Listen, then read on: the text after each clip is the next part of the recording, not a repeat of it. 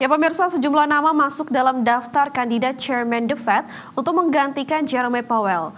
Kandidat tersebut akan diseleksi oleh Menteri Keuangan Scott Bessent sebelum menjalani tes wawancara langsung dengan Presiden Amerika Serikat Donald Trump.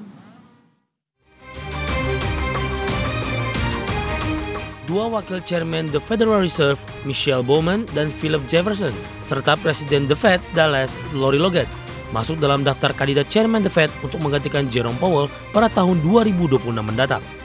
Selain ketiga nama tersebut, sosok lain yang dipertimbangkan sebagai Chairman The Fed berikutnya antara lain penasihat ekonomi Trump Kevin Hassett, anggota Dewan Gubernur The Fed Christopher Waller, ekonom Mark Summerlin, serta mantan pejabat The Fed Kevin Warsh dan James Bullard. Menteri Keuangan Amerika Serikat Scott Bessent yang memimpin proses pencarian jadwalkan mewawancarai kandidat tambahan dalam beberapa pekan mendatang. Dan setelah proses pencarian berakhir, Presiden Amerika Serikat Donald Trump diperkirakan akan mengumumkan kandidat Chairman The Fed terpilih pada musim gugur tahun ini. Bessent akan mewawancarai seluruh kandidat lalu merekomendasikan daftar pendek kepada Trump untuk diwawancarai secara langsung.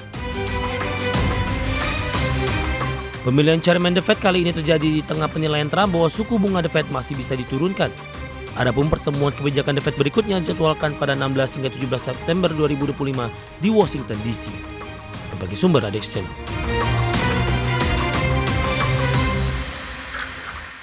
Rusia mengkonfirmasi pertemuan antara Presiden Vladimir Putin dan Presiden Amerika Serikat Donald Trump akan digelar pada Jumat pekan ini.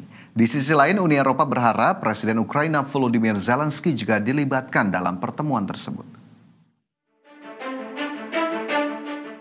Pemerintah Rusia mengkonfirmasi pertemuan antara Presiden Vladimir Putin dan Presiden Amerika Serikat Donald Trump akan digelar pada 15 Agustus 2025 di Alaska. Hal itu diumumkan oleh penasihat kepresidenan Rusia Yuri Usakov pada akhir pekan lalu. Adapun Trump sebelumnya juga mengumumkan melalui unggahan media sosial bahwa ia akan bertemu Putin di Alaska pada 15 Agustus mendatang.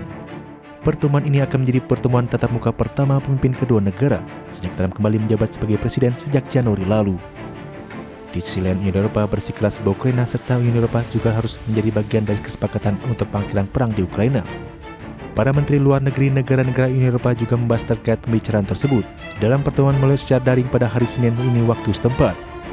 Duta Besar Amerika Serikat untuk NATO Matthew Whitaker mengatakan, Presiden Ukraina Volodymyr Zelensky semestinya dapat menghadiri pertemuan puncak antara Rusia dan Amerika Serikat di Alaska pada pekan ini. Hal itu menyangkut gagasan pertemuan antara Amerika Serikat dan Rusia tanpa kehadiran Zelensky telah menimbulkan kekhawatiran bahwa kesepakatan akan mengharuskan Ukraina menyerahkan sebagian besar wilayah kepada Rusia. Namun syarat ini juga ditolak oleh Uni Eropa. Bagi sumber untuk ID Action.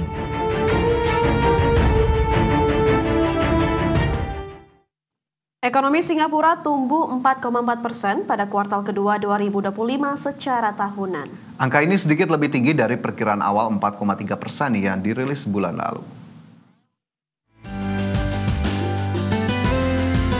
Data pemerintah menunjukkan secara kuartalan dan disesuaikan musiman, PDB Singapura naik 1,4% pada April hingga Juni. Kementerian Perdagangan menaikkan proyeksi pertumbuhan 2025 menjadi 1,5 hingga 2,5% dari sebelumnya 0 hingga 2%.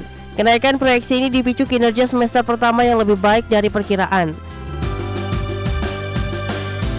Dalam pernyataan terpisah, Enterprise Singapura mempertahankan proyeksi pertumbuhan ekspor non-migas sebesar 1 hingga 3% tahun ini. Namun pelemahan diperkirakan terjadi di paruh kedua 2025 akibat tarif timbal balik dan berkurangnya aktivitas front loading. Singapura juga masih dikenai tarif 10% oleh Amerika Serikat meski memiliki perjanjian perdagangan bebas. Adapun sebelumnya, Presiden Amerika Serikat Donald Trump mengumumkan rencana tarif 100% untuk impor semikonduktor serta kenaikan tarif farmasi hingga 250% dalam 18 bulan. Di mana farmasi menyumbang lebih dari 12% ekspor Singapura ke Amerika Serikat pada 2024, sedangkan semikonduktor dan peralatan elektronik menyumbang 16,6%. Sebagai pusat pelayanan global, Singapura juga berpotensi terkena dampak tidak langsung jika tarif Amerika Serikat memperlambat perdagangan dunia. Berbagai sumber, ID Channel. Nvidia dan AMD sepakat membayar 15% dari pendapatan penjualan chip mereka di China kepada pemerintah Amerika Serikat. Dan informasinya kami hadirkan untuk Anda. Sesaat lagi tetaplah bersama kami.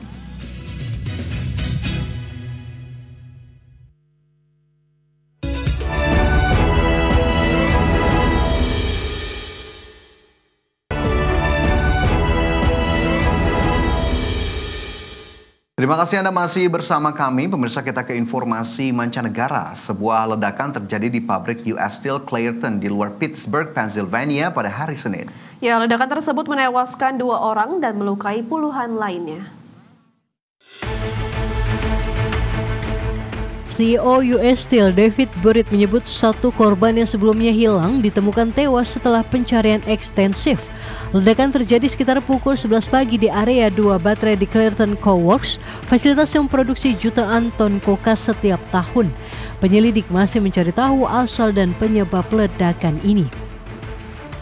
Salah satu korban tewas adalah Timothy Quinn, 39 tahun, ayah 3 anak yang juga merawat ibunya yang sudah tua. Keluarga mengaku baru mendapat kabar kematian beberapa jam setelah insiden, memicu pencarian langsung ke lokasi oleh sang kakak. Adapun wali kota Clairton menyebut ini hari yang menyedihkan bagi warga dan para pekerja pabrik baja. Seperti diketahui, pabrik tersebut merupakan produsen utama kokas, bahan bakar berbasis batu bara yang digunakan dalam produksi baja. Menurut US Steel, sekitar 1.300 karyawan bekerja di fasilitas tersebut. Adapun warga dalam radius 1 mil diminta tetap di dalam rumah, menutup jendela, dan mengatur sistem ventilasi untuk sirkulasi ulang. Otoritas berjanji akan terus menyelidiki agar kejadian serupa tidak terulang kembali. Berbagai sumber IDX Channel. Amerika Serikat memperpanjang jeda pemberlakuan tarif resiprokal terhadap China hingga 90 hari ke depan.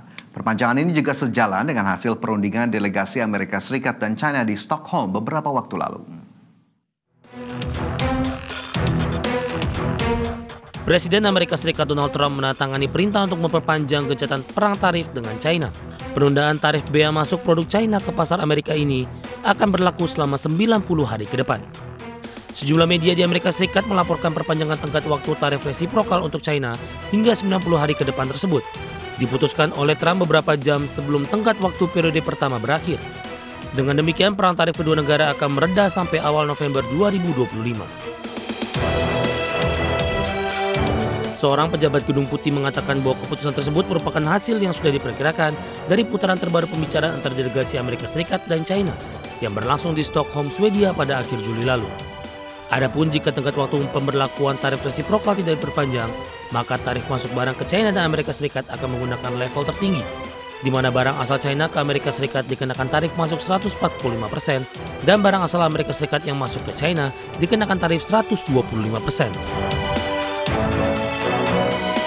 Di sisi lain, juru bicara Kementerian Luar Negeri China, Lin Qian, mengatakan China berharap Amerika Serikat akan bekerja sama dengan baik untuk menindaklanjuti konsensus penting yang dicapai antar kedua kepala negara.